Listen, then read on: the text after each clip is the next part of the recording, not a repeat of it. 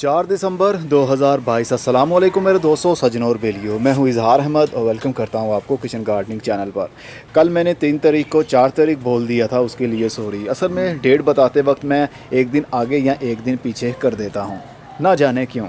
आज संडे का दिन है और संडे का दिन मेरे लिए बन गया मंडे का दिन, मतलब वर्किंग डे। संडे का दिन वैसे फैमिली को देना चाहिए, लेकिन क्या करें, काम को देना भी बहुत ज़रूरी है। अगर आप काम को टाइम देंगे तो फैमिली के लिए टाइम ऑटोमेटिकली निकलता ही है। काम होगा तो सब कुछ अच्छा होगा। चलिए जनाब, आपको एक राज की और भी बात बताता हूँ जो कि आज तक आपको किसी ने नहीं बताई होगी। लेकिन उससे पहले मैं आपको बता दूं कि मैं कौन कौन सी प्रोपोगेशन शुरू कर रहा हूँ। ट्रेस के अंदर मैंने मीडिया भर लिया है, इसके अंदर मैं कलमे लगाने वाला हूँ। अभी आपको दिखाता हूँ कि और भी सॉइल प्रिपेयरिंग जारी है।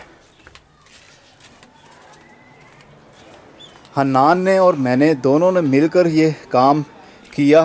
पहले इसको प्रिपेयर किया हमने और ट्रेस के अंदर हमने इसको भर लिया है। अभी इन ट्रेस को उठाएंगे और शेडी एरिया में फ़िलहाल के लिए अपने दूसरे टेरेस पर रखेंगे, क्योंकि अभी 3 दिन मज़ीद लग जाएंगे हमारे रैक्स को कंप्लीट होने में। रैक्स जब छत के ऊपर आ जाएंगे, दीवार के साथ साथ में उसको लगा दिया जाएगा और उसके बाद जो हमने कटिंग्स लगाई होंगी उन ट्रेस को या उन गमलों को लेंगे और रैक्स के अंदर उनकी शेल्फ्स के ऊपर रख दिया जाएगा और ऊपर से पॉलीथीन से कवर कर दिया जाएगा, क्योंकि ठंड के दिनों में ओपन में हम ये सब नहीं करेंगे। अगर ऐसा किया तो काफ़ी सारे पौधे हमारे मर सकते हैं, कलमें हमारी ख़राब हो सकती हैं।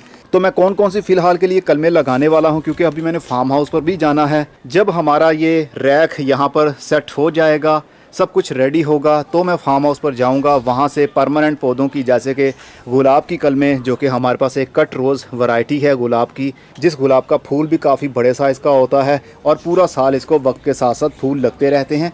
इसके काफ़ी सारे पौधे वहाँ पर ज़मीन में शिफ्ट किए हुए हैं, वहाँ से कलमें लेकर आऊँगा और अंगूर की बेल की भी कलमें लाऊँगा और दूसरे पौधे देखूँगा कौन कौन से वहाँ पर पौधे हैं, उनकी भी कलमें लाकर लगाऊँगा। आपको साथ साथ में यूट्यूब के ऊपर ही अपडेट देता रहूँगा कि मैं कौन कौन सी प्रिपेयरिंग कर रहा हूँ पौधों की, ताकि आप लोगों को भी पता हो कि कौन से महीने में हमें कौन कौन से पौधे इजहार से मिल सकते हैं। लेकिन पौधों की डिलीवरी सिर्फ लाहौर में ही होगी फ़िलहाल के लिए, क्योंकि लाहौर से बाहर पौधों को हमने बहुत बार ट्राई किया डिलीवर करने की, लेकिन 95% पौधे मुरझा जाते हैं डिलीवरी के दौरान ही, क्योंकि ये एक लाइव चीज़ होती है, ज़िंदा चीज़ होती है। जब इसको पैक किया जाता है, और हम पैकिंग भी बहुत अच्छी करते हैं, लेकिन जब एयर टाइट कर दिया जाता है, पैक अच्छे से कर दिया जाता है, तो जब तक कस्टमर के पास पौधा पहुंचता है, जब वो पार्सल को खोलता है, उसकी उम्मीद वही होती है जो कि तस्वीर में दिखाई गई थी।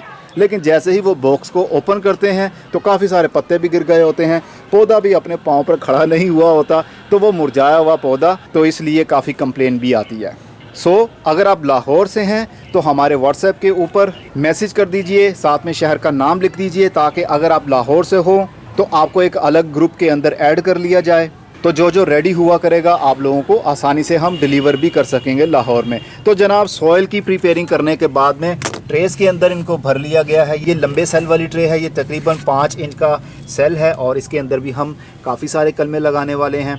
मेरे पास अभी छोटे गमले हैं नहीं जिनके अंदर मैं ये सब कुछ करूं, लेकिन फ़िलहाल के लिए ट्रेस पड़ी हुई थी, तो सोचा क्यों ना इनका इस्तेमाल कर लिया जाए। छोटे गमले अभी बिल्कुल भी नहीं है मेरे पास, लेकिन इसके अंदर मैंने वाटरिंग जीव लगा दी है एक, और साथ वाले गमलों के अंदर भी मैंने ग्रीन वाटरिंग जीव लगाई है। ये सर्दी के दिन में बहुत अच्छे से चलती है और ये गर्मी में बहुत अच्छे से चलती है, लेकिन दोनों ही शेडी एरिया में चलती हैं। फुल धूप वाले एरिया में इनको प्रॉब्लम हो सकती है। ग्रीन वाली तो गर्मी के दिन में धूप में सही से सर्वाइव ही नहीं कर पाती, इनके पत्ते झुलस जाते हैं गर्मी की वजह से। लेकिन ये गर्मी की थोड़ी सी धूप बर्दाश्त कर सकती है, लेकिन शेडी एरिया में लगी होगी, गर्मी के दिनों में बहुत अच्छे से ग्रोथ करती है और इसके पत्ते भी बहुत लश ग्रीन डबल शेडेड होते हैं। मतलब ऊपर तो मल्टी शेड है ही, लेकिन इसके नीचे भी पर्पल रंग का एक शेड जो कि ग्लोसी टाइप होता है, बहुत खूबसूरत और दिलकश लगता है।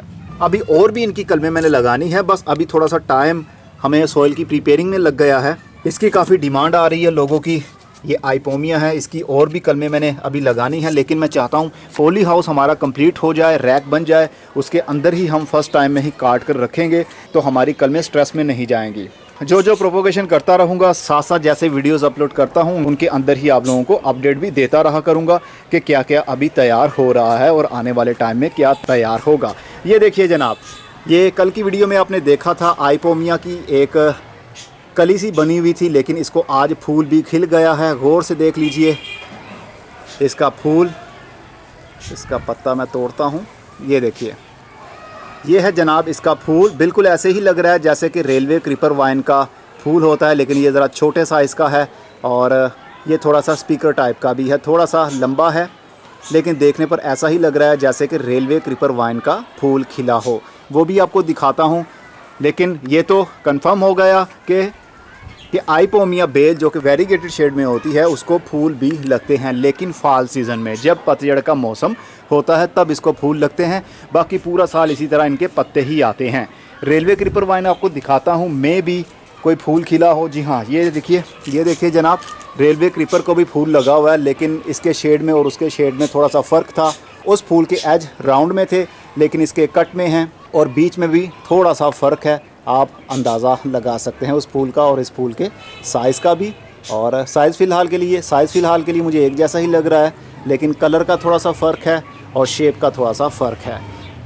एनीवेज़, इसके पत्ते इस तरह के होते हैं, मतलब रेलवे क्रीपर वाइन के पत्ते इस तरह के हैं, और जो आइपोमिया मैंने आपको दिखाई वेरीगेटेड उसके पत्ते और हैं, उनके पौधे अभी और भी तैयार करने हैं। चलिए अब राज की क्या बात है वो भी आपको बताता हूँ। देखिए, अगर आपने कलम लगाई है, बीज से पौधा लगाया हो या फिर पनीरी को ट्रांसप्लांट किया हो, जब तक आप उस गमले की मिट्टी की या उस जगह की जहाँ पर ज़मीन में आपने शिफ्ट किया है वहाँ की राउंड में गोडी नहीं करेंगे तो आपका पौधा चल नहीं पाएगा। कुछ पौधे आपके चल जाएंगे, ज़्यादातर आपके पौधे मर जाएंगे अगर आप गोडी नहीं करेंगे।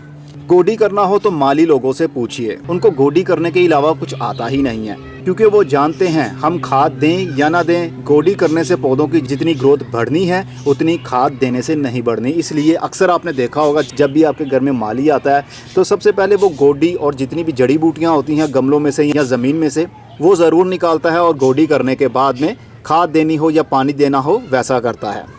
गोडी करने की टेक्निक एक ऐसी है जैसे कि हम इंसानों के लिए ऑक्सीजन, हमारे छोटे से बच्चे के लिए ऑक्सीजन कितनी ज़रूरी होती है ये वो लोग जान सकते हैं जो एक बाप है या एक माँ है।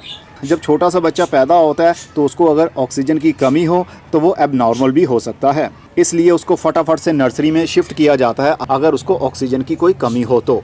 छोटे पौधे हो, कलम से लगाए हों, बीज से लगाए हों या पनीरी को ट्रांसप्लांट किया हो, ये छोटे ही होते हैं, इनकी रूट्स अभी ज़्यादा स्ट्रॉन्ग नहीं होती। तो ऐसे में अगर इनको ऑक्सीजन की कमी हो गई तो फिर ये पौधे काफ़ी हद तक स्ट्रेस में रहते हैं, काफ़ी हद तक पौधे मर भी जाते हैं। तो इनको कैसे आपने गोडी करनी है, देखिए गोडी करने से एरेशन बढ़ जाता है। फॉर एग्जांपल, अगर आपने इसको पानी दे दिया है मिट्टी के ऊपर और चंद दिनों के बाद आप देखेंगे सरफेस इसका काफ़ी सख्त होने लगा है, चाहे आपने मिट्टी का इस्तेमाल किया हो चाहे सॉफ्ट मीडियम का इस्तेमाल किया हो। पानी देने की वजह से ऊपर वाली सतह काफ़ी सख्त हो जाती है, एक लेयर सी बन जाती है, जिस वजह से ताज़ी ऑक्सीजन हवा मिट्टी के अंदर या सॉइल के अंदर नहीं जा पाती, जिस वजह से ऑक्सीजन की कमी हो जाए तो फिर हमारा पौधा सरवाइव नहीं कर पाता। इसलिए गोडी आपने हल्की सी करते ही रहना है हर 3 से 4 दिन के बाद। ये वो राज की बात है जो आपको कोई नहीं बताएगा मेरे अलावा। अब इस वीडियो के बाद में लोग बताना शुरू कर दें वो अलग बात है, लेकिन पहली बार मैंने ही आपको बताया।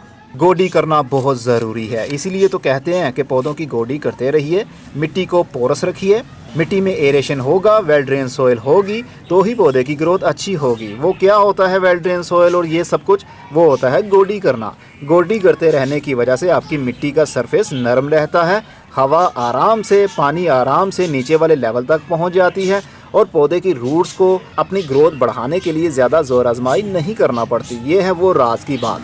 आप ही आजमा कर देख लीजिए, क्योंकि अभी सीज़न है, आपने बहुत सारी पनीरियाँ नर्सरी से ली होंगी और उनको ट्रांसप्लांट भी किया होगा। कुछ पौधों के ऊपर आप गोडी अप्लाई करके देखिए और कुछ पौधों के ऊपर गोडी मत कीजिए। आप कुछ ही हफ्तों के अंदर रिज़ल्ट खुद देख लेंगे कि गोडी करने वाले पौधों की ग्रोथ अच्छी है, भले उनको खाद मिली है या नहीं मिली।